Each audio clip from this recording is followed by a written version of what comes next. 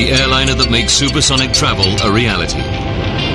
Sleek and graceful, flying twice the speed of sound, a symbol of prestige with a perfect safety record. But 113 people will perish in just 120 seconds. Now, using cutting-edge computer technology, we reveal exactly what went wrong. Disasters don't just happen, they're a chain of critical events. Unravel the fateful decisions in those final seconds from disaster.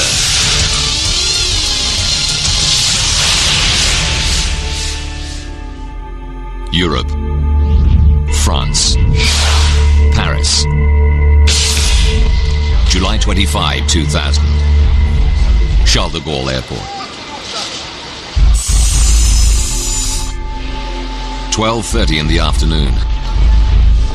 100 men, women and children check in for flight AF 4590. They come from all over Germany and are expecting the trip of a lifetime.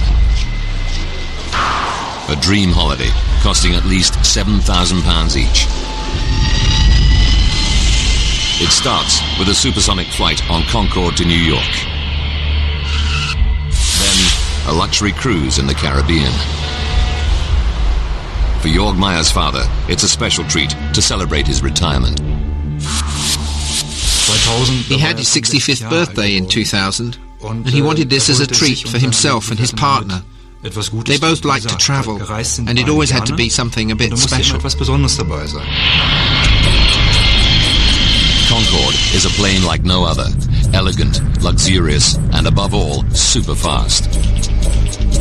Flying at more than 2,200 kilometers per hour, Concorde links North America to London or Paris in 3 3/4 hours.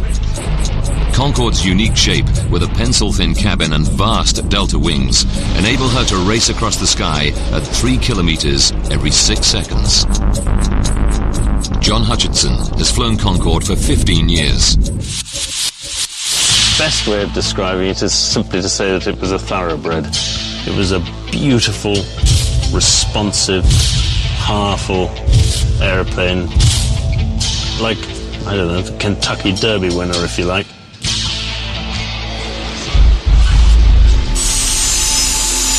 By 1:30, all of the passengers are checked in for their supersonic trip.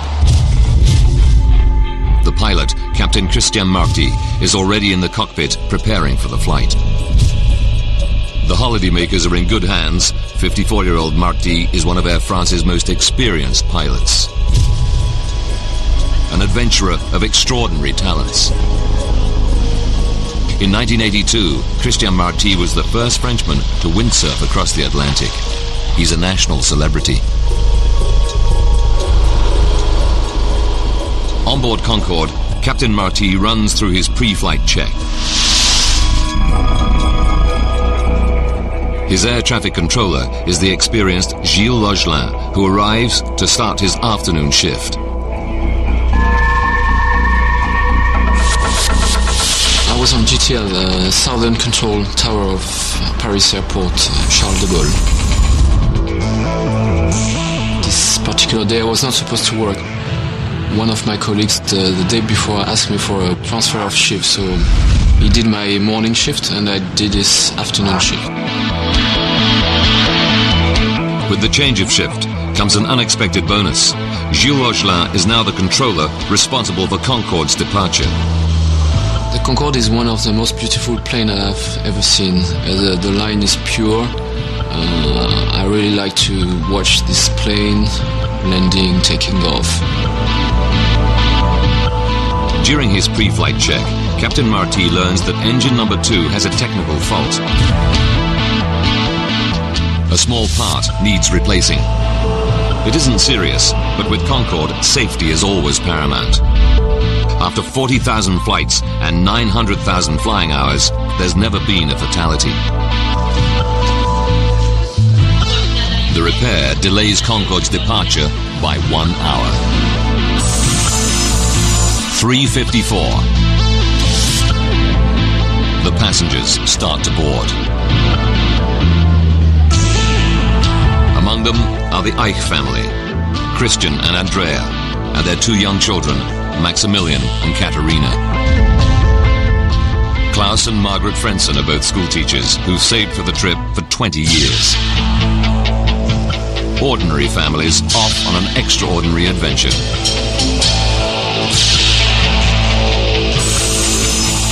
At 4:35 in the afternoon, Concorde is ready to depart. Anticipation on board mounts as the supersonic jet taxis to the runway. In the control tower, Gilles Logelin clears Air France flight 4590 for takeoff on runway 26 right. It's 4:40 in the afternoon. So far, for passengers and crew, everything is normal. Captain Marty lines up the plane at the start of the runway, ready to release the power of Concorde's 4 Rolls-Royce engines. For senior pilot John Hutchinson, a moment like this is always special. As you open the throttles up to full power, you'd feel this huge surge of power in the small of your back as the airplane accelerates down the runway, and you just get the feeling that the one thing the airplane wants to do at that point is to get into the air as quickly as possible, into its natural environment.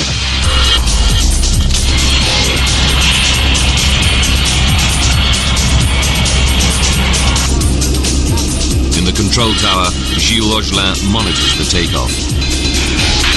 I was watching the Concorde gaining power on the runway because it was so nice to see that. It's a very heavy plane, so you know at the beginning is quite slow and then you gain the speed. Concorde accelerates down the 4,000-meter runway. It passes through 320 kilometers per hour. Using computer graphics, we recreate what happens next. For Gilles Logelin, it's a moment of sheer horror.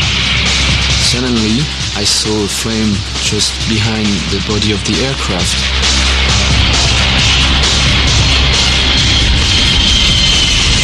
So I jumped on my mic to say, Air France 4590, you have flames behind you. Captain Marty cannot see the flames, but accelerating through 328 kilometers per hour, Concorde is committed to the takeoff. There are only 2,000 meters of runway left, but Concorde needs 3,000 meters to have any chance of stopping safely. After the speed, whatever is the situation, the plane has to take off. It could not abort the takeoff. And as I was watching the flames, I saw the nose of the Concorde lifting up. At 4:43 and 15 seconds, Captain Marty pulls on the control stick. Concorde takes to the air. This is how Concorde flight AF 4590 appears to witnesses. Martine Bournet works in an office on the western edge of the airport. At 4:44, she sees a terrifying sight. I was looking out of my window and I saw Concorde taking off very slowly with the back of the plane on fire. I was really afraid. Because of the flames, I was convinced that the plane was going to explode right here in front of the office. The stricken airliner flies directly overhead.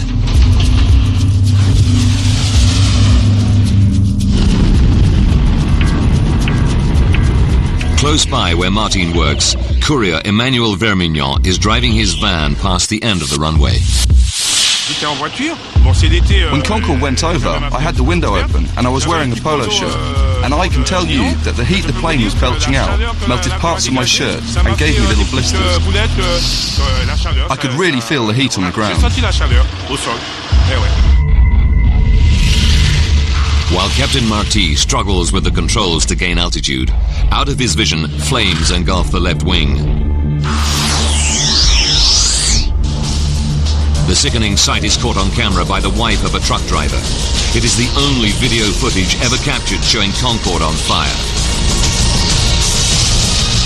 It'll prove to be a vital link in the investigation.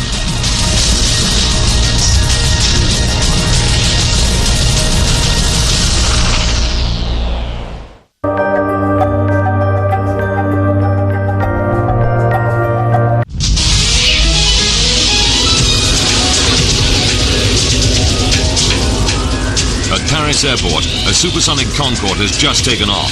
But now the plane is on fire and 109 people on board are facing peril. The next 69 seconds will be critical. 4:43 and 30 seconds. Concorde is struggling to remain in the air. It's only 30 meters off the ground and the crippled plane is on a collision course.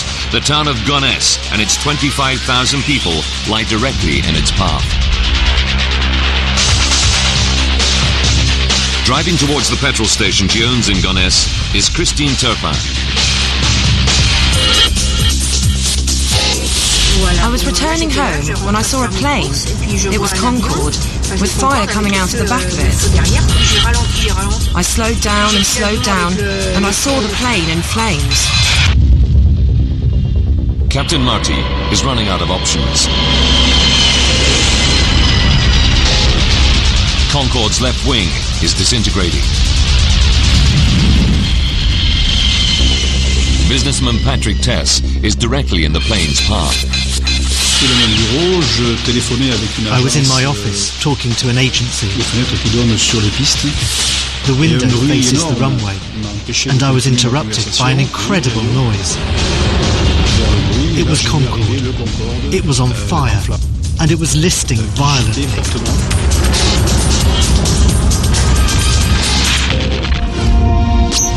Concorde lurches to the left.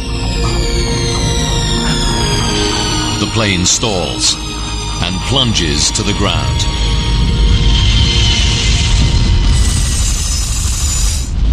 It's 4:45. It's the moment every air traffic controller dreads.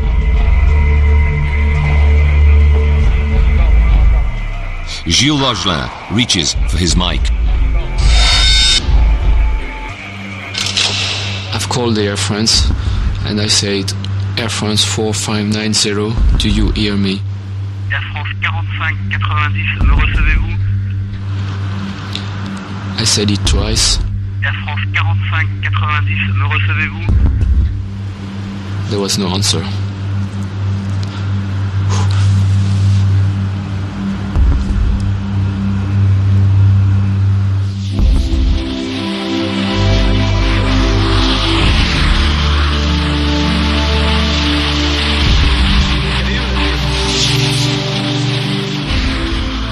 The supersonic jet, loaded with fuel and 109 people on board, crashes right on top of a hotel on the outskirts of Gonesse.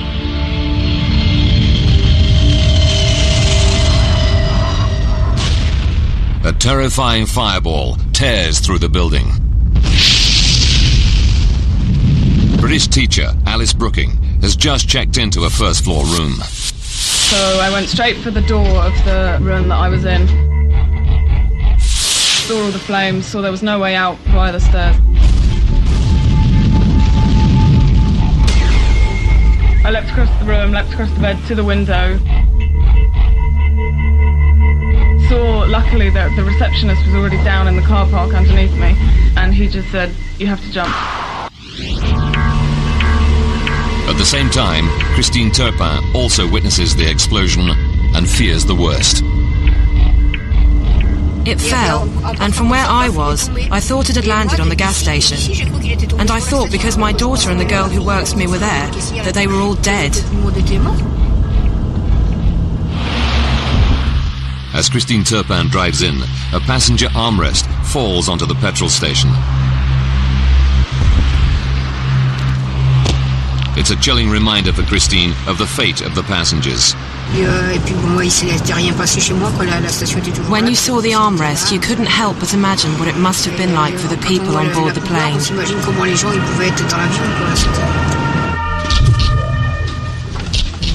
Within 8 minutes of the crash, dozens of fire engines and ambulances race to the scene.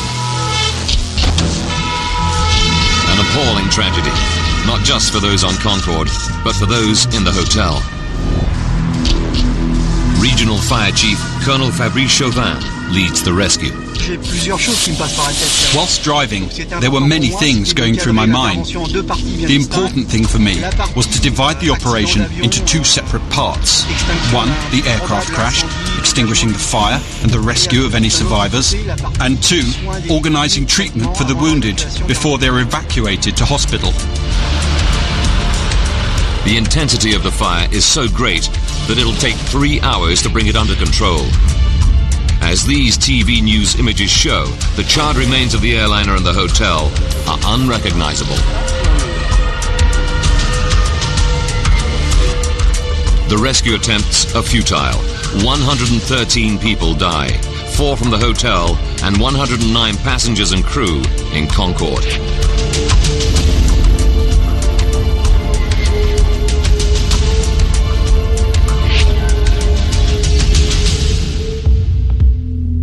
Three generations of the Ike family are wiped out. The children's grandparents had wanted to treat the family to a holiday of a lifetime and had booked the Concorde flight.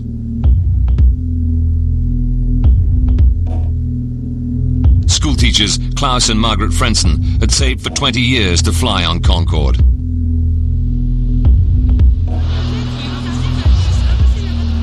Rescuers begin the gruesome task of pulling the bodies from the crash site.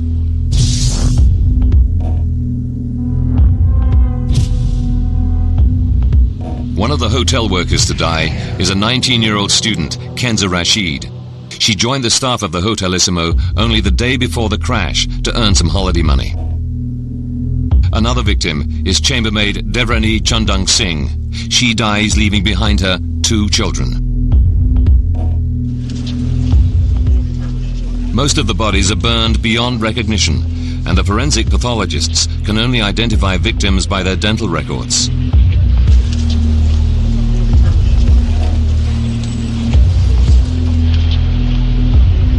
It's a harrowing time for the victims' relatives, like Jorg Meyer.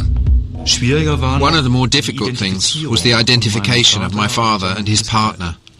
One has to say, nothing much remains of the passengers after an air crash. That was difficult. Jorg will have to wait 2 weeks before pathologists identify the remains of his father. That's how long we had to wait. You can imagine that that's not exactly easy, day after day.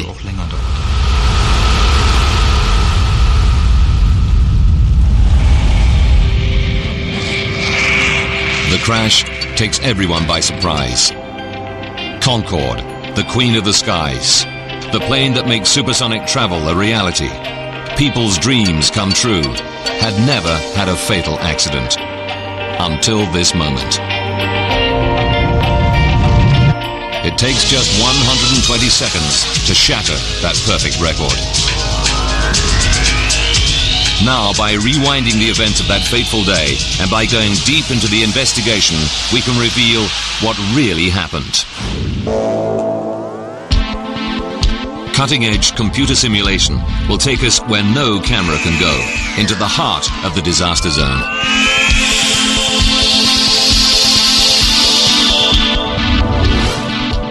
The French Bureau of Air Accidents send their top investigators. Using their data, we can now piece together the deadly chain of events to find out what really caused this terrible tragedy. As the investigation begins, nothing is off limits.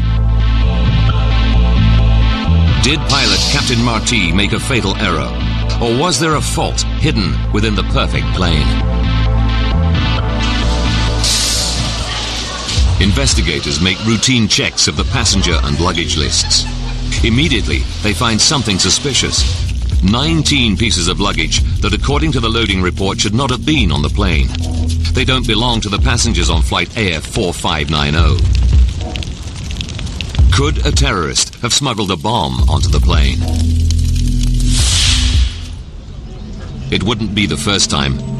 270 people died in 1988 when terrorists planted a bomb in the luggage that destroyed a Pan Am 747 in the infamous Lockerbie incident.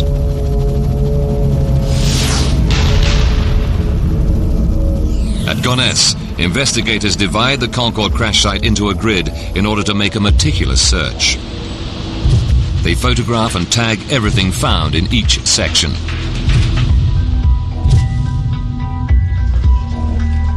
It's a painstaking process, which takes 4 weeks. Then, every bit of wreckage is taken away for identification and analysis.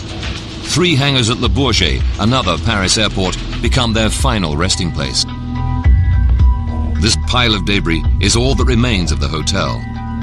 Such is the intensity of the crash and fire that a 40-room building is reduced to little more than a pile of rubble.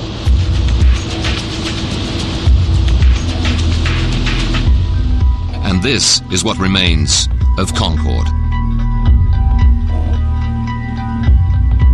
One of the world's finest examples of modern engineering is now just a tangled heap of charred rubber, aluminium, melted plastic, and fractured hydraulics. The French investigators separate and identify every fragment. Among these burned remains lie the crucial clues to the cause of Concorde's crash.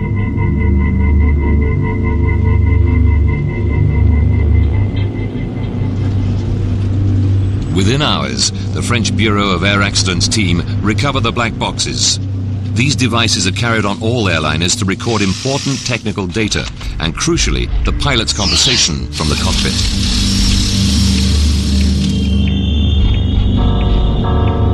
They analyze the black boxes. They hear no sound of an explosion. It's clear to them terrorism is not to blame. The investigators are forced to look for a new lead. They focus on the last-minute engine repair Captain Marty orders just before takeoff.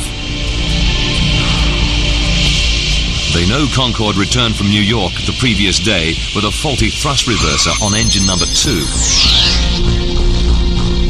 Thrust reversers help to slow the planes down after they've landed. Investigators analyze the flight data recorder closely, but find no evidence that a faulty thrust reverser could cause the accident. The pressure to find an answer increases. Until they do, the French authorities ground all Air France Concorde flights. The spotlight is now on the 120 seconds from the start of Concorde's final takeoff. Captain John Hutchinson has flown hundreds of Concorde takeoffs. Now, once you've lined up on the runway, the captain will then punch on the stopwatch and open the throttles fully. The captain's job is to keep straight down the runway. The co-pilot's job is to do the speed calls. And the flight engineer is sitting there and he's monitoring all the instruments. In particular, this bank of instruments here, which are the engine instruments. Data from the black boxes makes it clear that everything is normal until Concorde reaches 323 kilometers per hour. Concorde is now only 79 seconds from disaster.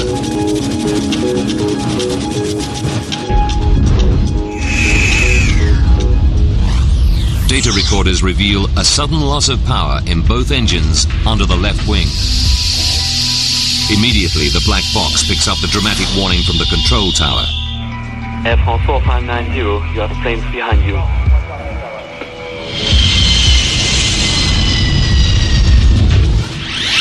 Despite the warning, pilot Christian Marty has passed the point of no return. There's not enough tarmac to stop safely. He has to take off. He pulled back on the control column to rotate the airplane up to its nose-up angle of 12.9 degrees. And he was having problems with the left-hand engines, not producing the power they should have. And he would have been working very hard, trying to control the airplane, trying to get speed. But of course he was being overwhelmed by these problems on the left-hand engines. The engines become the new focus of the investigation. Why did they lose power at such a critical time?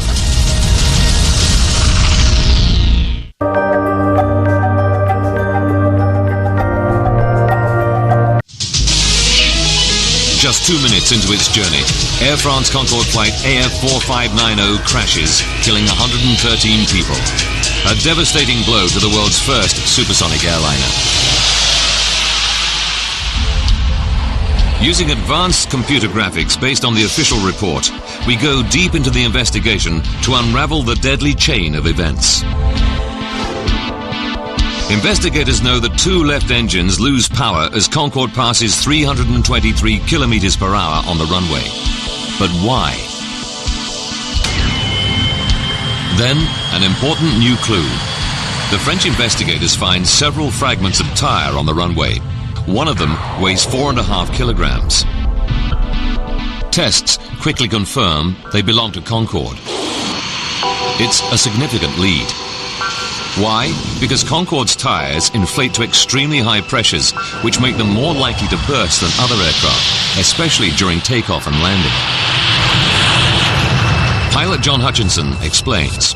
And in fact, when the captain pulls back to rotate, he's actually compressing the undercarriage into the runway, so there's even more stress on the tires and the wheels at that particular point. This additional pressure makes Concorde's tires even more vulnerable. Now they're onto something. The French accident investigators go back through the records and discover that for Concorde, tire blowouts are far from rare. They identify over 50 cases of tire burst on takeoff and landing over 24 years.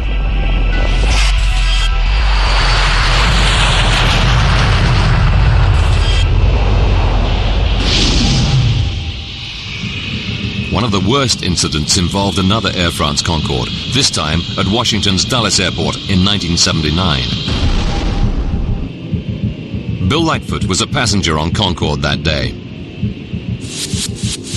I could see a big ragged hole in the wing with like pieces of aluminum or metallic alloy and a lot of liquid pouring out of that of the hole that had been ripped in the wing. The official report into this accident found that the tire burst during taxiing. Then the exposed metal wheel got very hot and exploded just before takeoff.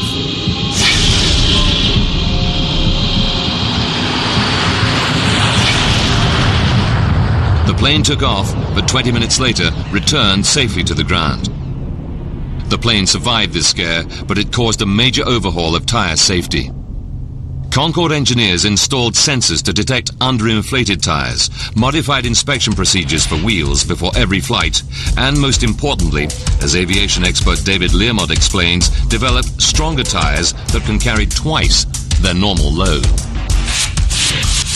The requirement was that in test flights you should be able to have a complete tyre blowout during the takeoff run, and that you should be able to complete the takeoff with no tyres left. And that is what the wheels subsequently were, and never again did a wheel fail.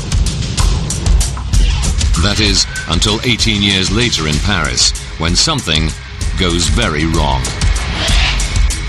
Despite all the safety measures, one of Concorde's tires explodes in fragments. Investigators dig deeper. They re-examine all the debris found on the runway and then make the most important discovery of the investigation. This 43-centimeter mystery strip of metal. When you match the 43-centimeter strip of metal to the damage on Concorde's tire, it's a perfect fit. Suddenly, the whole inquiry now depends on the source of this metal. Where did it come from? It takes 5 weeks of painstaking detective work, comparing it to the thousands of parts that make up aircraft. Then, a breakthrough. They discover the metal strip comes from the engine mounting of a DC-10. The flight log from Paris reveals a Continental Airlines DC-10 took off 5 minutes before Concorde. They track down the plane to Houston, Texas, and incredibly find the engine has a missing part. It's the metal strip fitted 16 days earlier during maintenance on the DC-10. When David Learmount first sees the photographs of the strip of metal, he's astonished. It had really rough edges, and this was not just rough edges because Concorde had run over it. It had been cut roughly. The edges were not straight, not even when it was made. The other thing is that it had holes drilled in it for putting screws or rivets through, and these were all over the place. Investigators now have a very strong theory about how the strip of metal contributed to the crash. 81 seconds before the crash, Concorde AF 4590 is traveling at 323 kilometers per hour down the runway. The tire hits the metal strip. The tire explodes, and a massive 4.5 kilogram chunk of rubber from the tire flies at high speed up into the wing. But Concorde's fuel tanks are in the wings, and the delta-shaped wing is not designed to withstand such an impact. This sort of eventuality had never been foreseen in trials. It was estimated in all the trials for certificating the aircraft in the first place that if a tyre exploded, the pieces of tyre that would actually come away from the wheel would be about 1 kilogram in weight. The chunk of rubber that hits Concorde's wing that day weighs nearly 5 times as much, 4.5 kilograms. No one had planned for that sort of impact.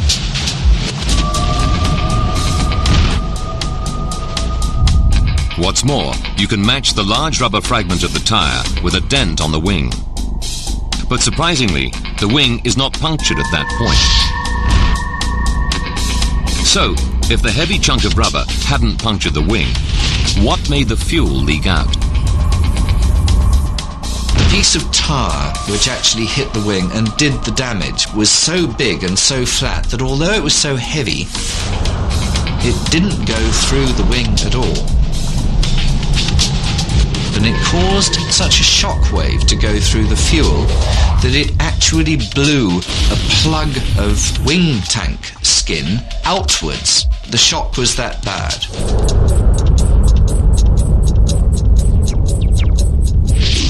When the rubber chunk hits the wing, it sets off a pressure wave which finds the weakest joint in the fuel tank. The fuel bursts out of the tank. 75 litres of fuel pour into the engine every second. But even fuel gushing over the engine needs a spark to ignite. Where did the spark come from?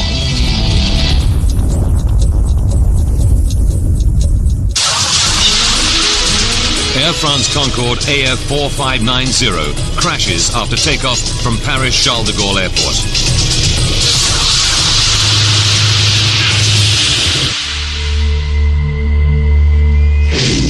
Our graphics can simulate a virtual camera on the runway to reveal the cause of the accident. As the plane hurtles down the runway, a rogue strip of metal bursts a tire.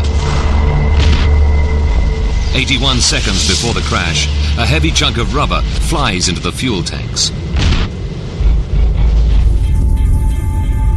Fuel cascades over the engines. Not enough on its own to cause a catastrophe, it needs a spark.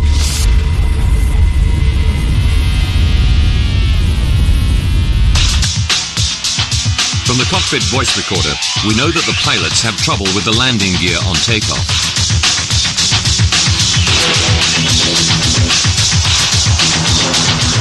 As Concorde struggles into the air, pilot Christian Marty calls for the undercarriage to be raised. But it stays locked open.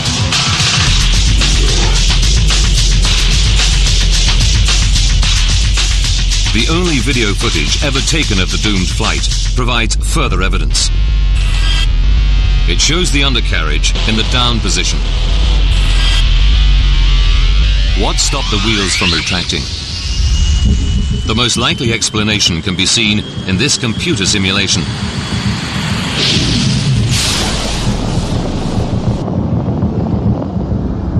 Shrapnel from the burst tire flies up into the landing gear bay, where it severs power cables.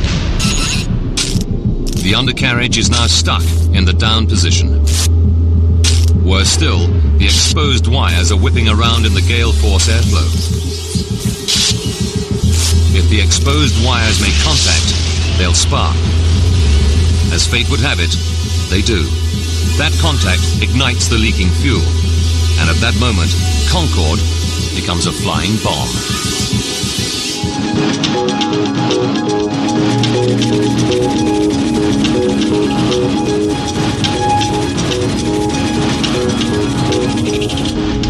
We can now tell you what it must have been like for Captain Marty in the cockpit. From the pilot's seat, he can't see the flames. All he knows is that Concorde is losing power in engine number 2 just at the moment of takeoff. 1 second later, the control tower alerts him to the fire. Air France 4590, you have flames behind you. Computer graphics show how Concorde would have looked. Now, to make matters even worse for Captain Marty, the number 1 engine is losing power as well. Events are conspiring against him. Aviation safety expert David Learmount explains why. There was a fantastic gush of fuel out of this quite large hole. It was literally drowning out that engine, which gradually lost power and finally went out. So the pilots were left with 2 engines when they're normally accustomed to having 4. It couldn't happen at a worse time.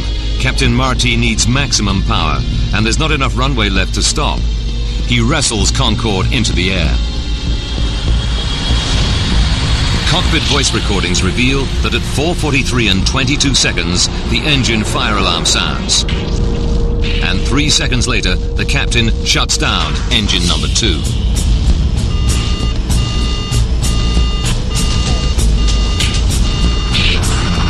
The drill for a fire warning is that you shut the engine down and cut off the supply of fuel to it to try and then fire the fire extinguisher for that engine to try and put the fire out. Concorde is now 53 seconds from disaster. Gilles Rogelin in the control tower gives what help he can to Captain Marty. Do as you wish. You have priority to return to the field. But at 60 meters, Concorde is too low to turn around. So instead, Captain Marty tries to fly the crippled plane to the nearest runway at Le Bourget Airport, just 5 kilometers ahead. But there's a new problem for Captain Marty. The fire is now so intense that Concorde's wing is melting and disintegrating. The rear end of the wing on Concorde are the controls known as elevons, which enable the pilot to point the aircraft's nose up or down. The fire was so fierce that the rear structure of the aircraft was being virtually evaporated. The pilot's essential controls were being destroyed. At the same time, the toilet smoke alarms are heard on the voice recorders.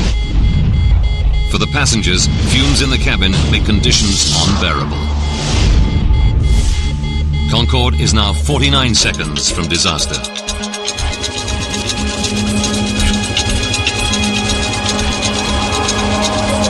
In the cockpit, Christian Marty battles with the controls, trying to gain speed and height.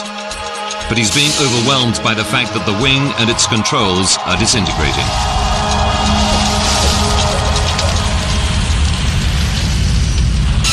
"33 seconds. The engine fire alarm sounds again and remains on for the duration of the flight. Captain Marty runs out of options. Even the runway at Le Bourget, now only 3 kilometers away, is out of reach. With just 11 seconds left, the control tower hears Christian Marty's final words. Too late. No time.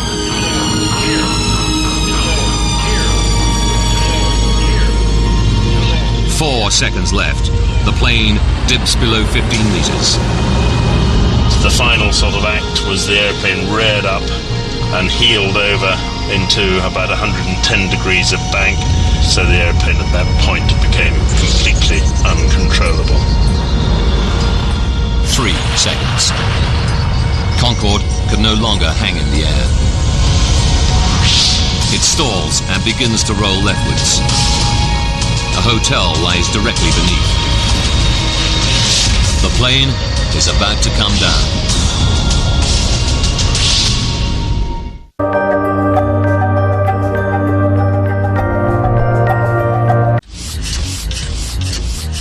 Just 118 seconds after Concorde begins accelerating down the runway, 109 people are staring death in the face.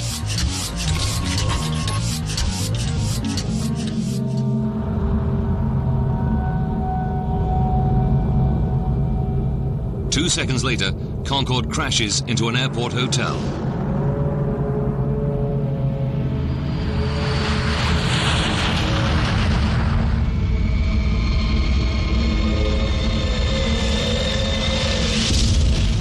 All 100 passengers and 9 crew on board are killed, as well as 4 people in the hotel.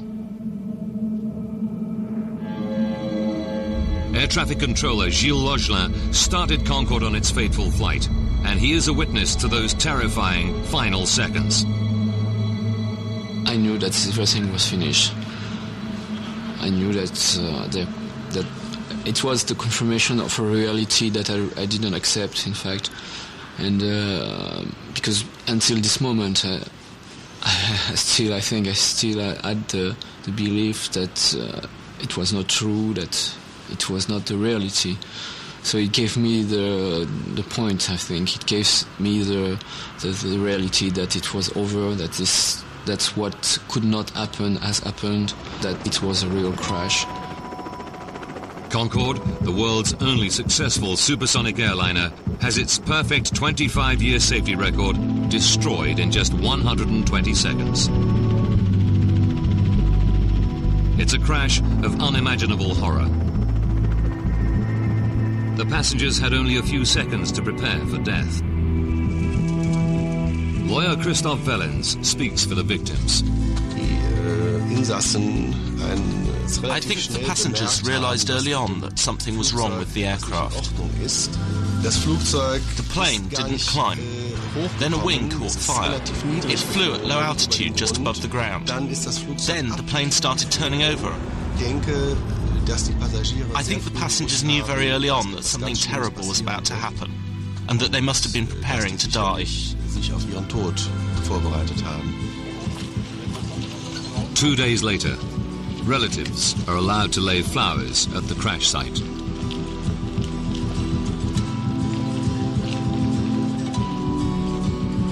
Even today, they feel a deep sense of loss.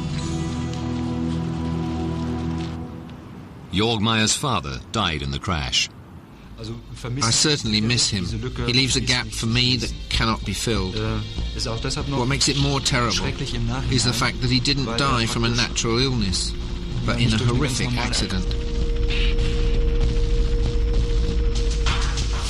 And he was plucked out of life in his prime. The disaster was also traumatic for those who survived from the town of Gonesse. Businessman Patrick Tess had a miraculous escape. He works directly next door to the hotel destroyed by Concorde. To this day, he's haunted by the events.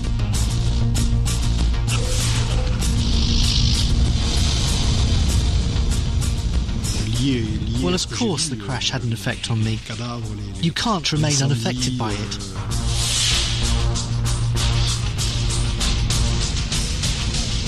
To see what I saw, the bodies, the fire, the injuries, it's awful. The smell of burning flesh is just terrible.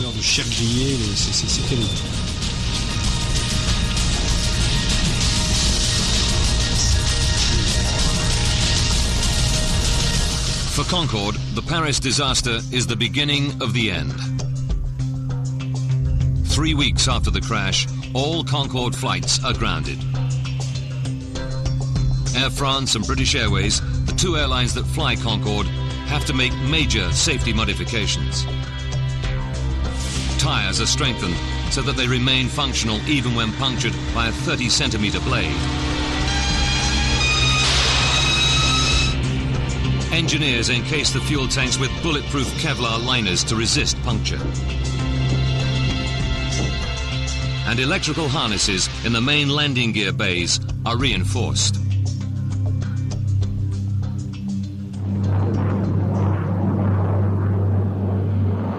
But Concorde was never to regain her former glory. 14 months after the crash, Concorde passenger flights resume, but the cost of maintaining and upgrading the aging fleet is too great. Passenger numbers decline sharply. On the 24th of October 2003, Concorde carries passengers for the last time. The first era of supersonic passenger travel is at an end. Concorde is now just a museum relic. That fateful July afternoon in Paris is due to a critical chain of events. A rogue strip of metal on the runway punctures a tire, propelling part of the wheel into the wing. A pressure wave causes fuel to erupt from the tank, and debris to fly into the undercarriage, where it severs an electrical wire.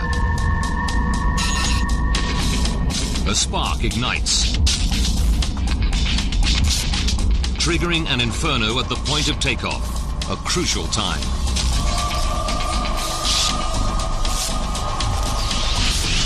From then on, Concorde is doomed.